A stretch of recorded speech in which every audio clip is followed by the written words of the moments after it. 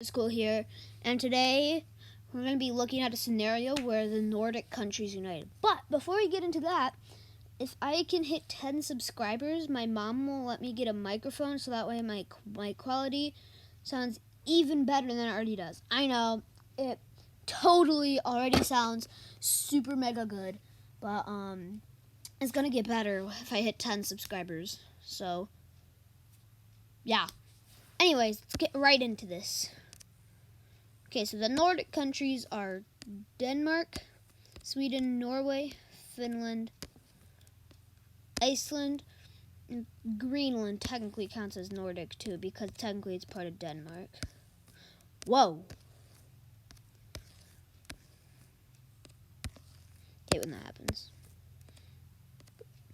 Okay, now that we got that filled out,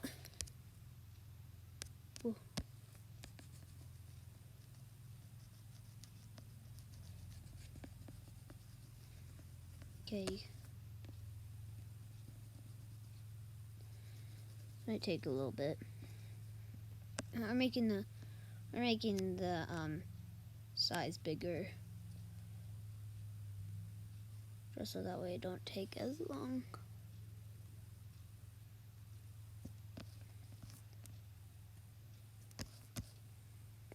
Alright, so now that we got all those borders out of the way, shrink that down.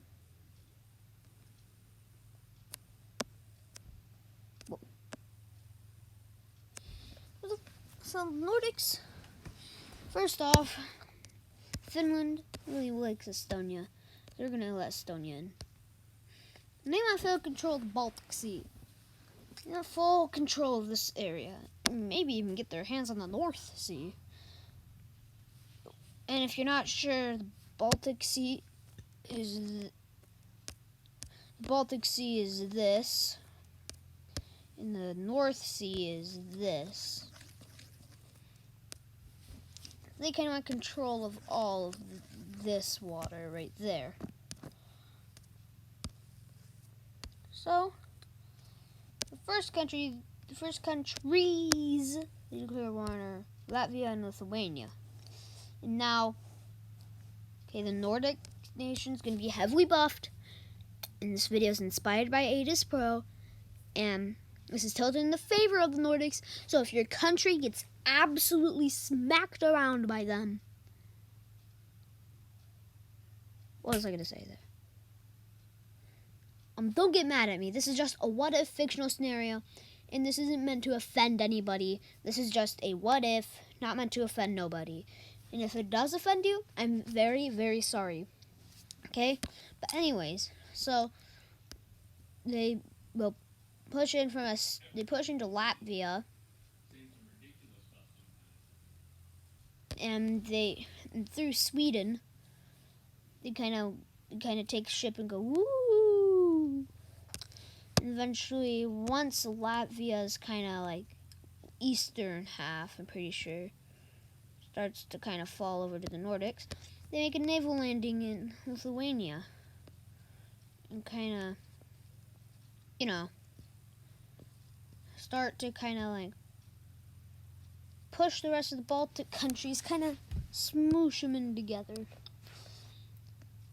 Because eventually they do manage to push up from Lithuania, and eventually the capital of Latvia is captured, and Latvia, before they can even surrender, they already die. Next, and eventually troops come from Lithuania from all sides. Lithuania surrenders, and boom. We have our first invasion made by the Nordics. And of course, since they completely annex Latvia and Lithuania, because they really want control of the Baltic Sea. Now, since this bit of land right up here, like right here, usually it's froze over. And Russia also has Kaliningrad. But since Kaliningrad is kind of not accessible, Russia ain't going to give it to them yet. So,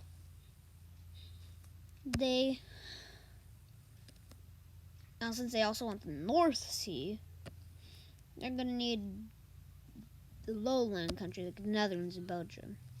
Now, Netherlands offers to sell them a little bit of land. Scale their coastal land. But since that's basically half their country, why not just become part of the Nordics? Same follows with Belgium. Luxembourg is like, yeah, I'm gonna die, so bye. So now they have a lot of exclaves. They have a lot of land that isn't connected to the mainland. The mainland Nordic, say, is right there. Norway, Sweden, Finland. They also have Denmark, Baltics, now Benelux, Iceland, the Norwegian islands, and Greenland. So they have a lot of land that isn't connected to the mainland. They really need to get it together. So, you know what they do?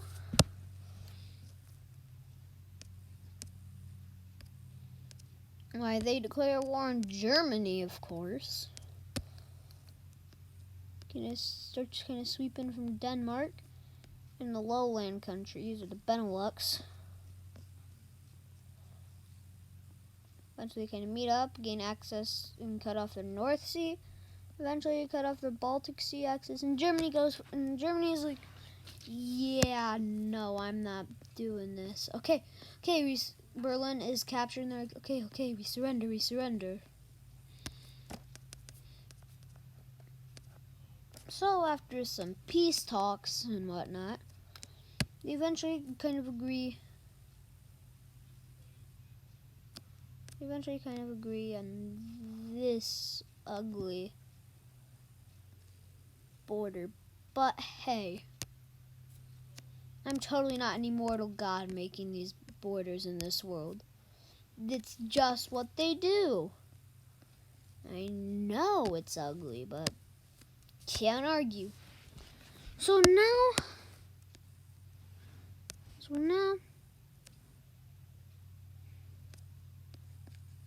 you're no longer unconnected. Mostly, they still have the Baltics. They just made some of their connections bigger. Because this you can't really connect. So we'll just say this is the mainland. Just because the islands you can't really connect. Next, just after they invade Germany, they pull Germany and declare war on Poland. Poland wasn't 100% expecting this. So this kind of comes as kind of a surprise to them. So first, they immediately start pushing from their newly conquered German lands and kind of go for German and start to kind of reform that old German empire vibes. Eventually they start pushing from here, take everything they want, and just to make sure that they surrender, start a spearhead campaign to Warsaw. Now just as they're getting to the gates of Warsaw though, two flank divisions coming from the side, cut them all. They squeeze them out like little pests they are. But like the little pests these Nordics are, to the Polish at least. So they kind of surround the city. Captured. Just for good measures.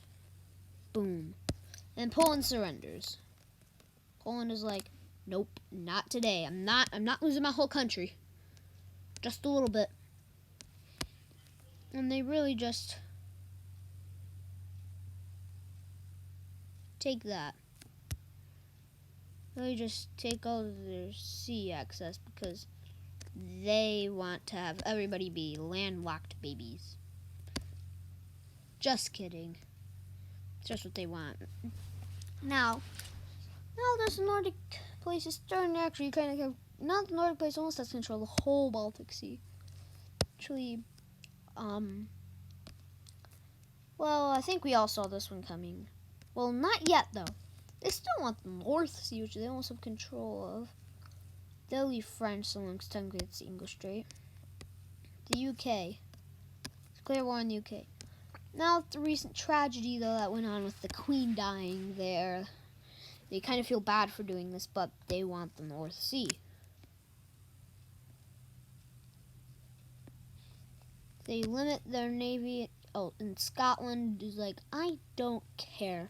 This whole Nordic Union thing sounds nicer anyways. And boom. So, this is what the border looked like.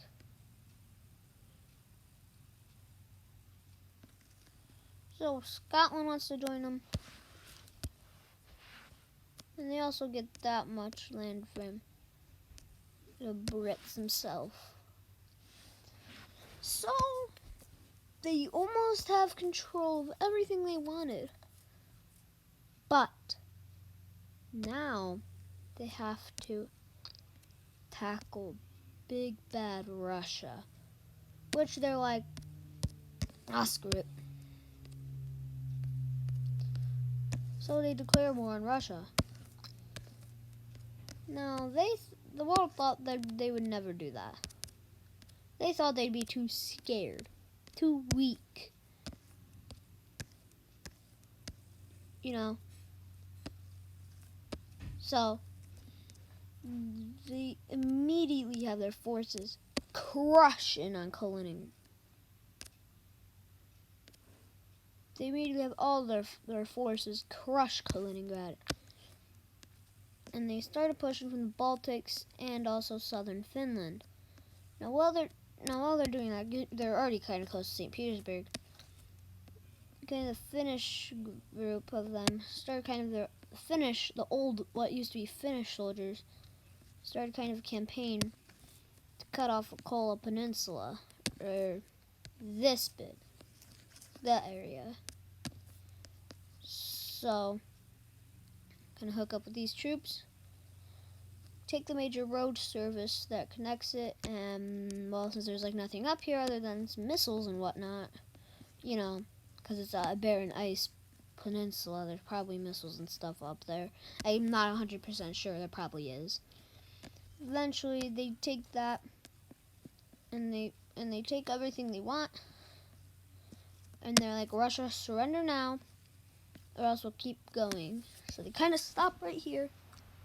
Maybe like kind of strengthen right there just a little bit, because that's looking kind of weak.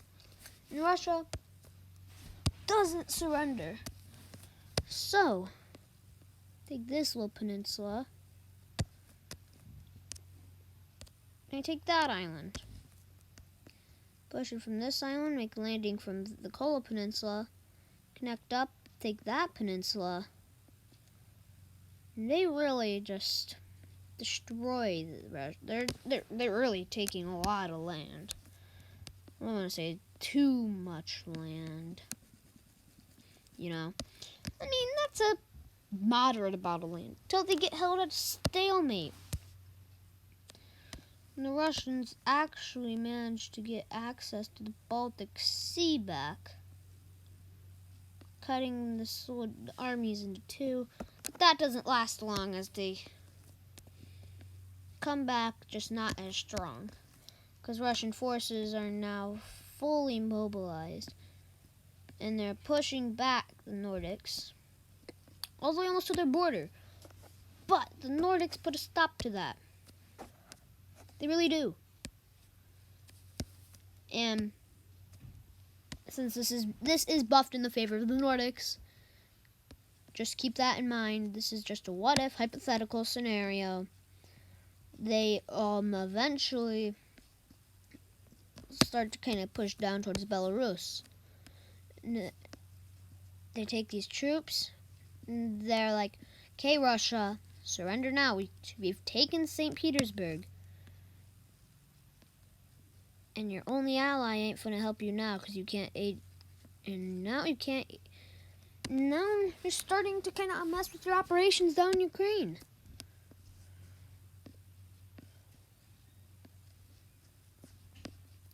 Okay, Russia. Trying to mess with your military. You've taken a lot of land that's actually useful to you. And we're already messing up a lot of your operations down south in Ukraine. You should just surrender now. Because I know there's an important city right about there. And they're getting very close to it. Now they've saved Ukraine. Now they're helping Ukraine fight the Russians too. Now the Russians tried and are going to have a harder time. And Russia still doesn't surrender, even though all the people want peace. So eventually, because the spearhead campaign is made towards the border of Kazakhstan to cut the Caucasus region off, which is successful, eventually the people have had enough. The people have had enough because they take the important city down here. The people had enough. They even get to this sea. The people are like, yeah, no. So they overthrow the Russian government and go for peace. And they're like, so sorry, yeah, we're signing a peace treaty. Take whatever you want. Please, if it means we're out of war, by all means, don't care. Take whatever you want. So they take whatever they want. First, they take Kaliningrad. The Gold Peninsula. And the access to the Baltic Sea. And they are done expanding for now just because, well, I mean, they took a lot of land. It might not seem like it's much, but you also have to understand that all of the Russian population is right here. Still a bit of people living here. There's like nobody living here. There's people living here. So all of Russia's population are in these red areas. I think maybe not even there. Just like right here. So that's where all of Russia's population really is. And anyways though, this Nordic Union is almost done expanding.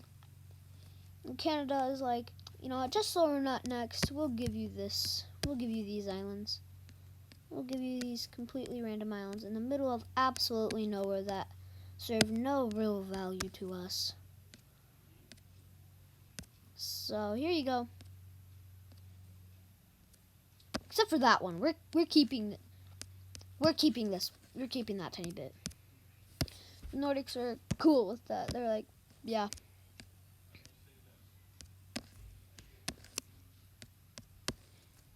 Oh, well, we're starting to get a little close to some habitable land right there. Don't want to take that. They're like, yeah, whatever. Canada doesn't care about these islands. They just give them all to the Nordics. They really don't care about these islands. They even give them one they swear they'd never give. So now this Nordic Union went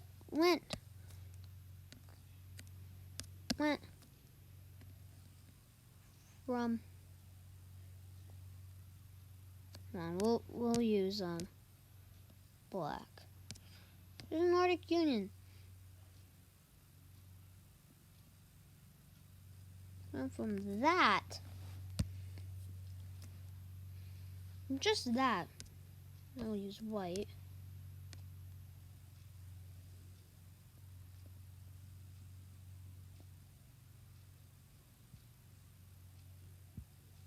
To this, they really took a lot of land. But anyways, that is going to be it for today's video. Hope you guys enjoy. Make sure to like and subscribe and share this with all your friends.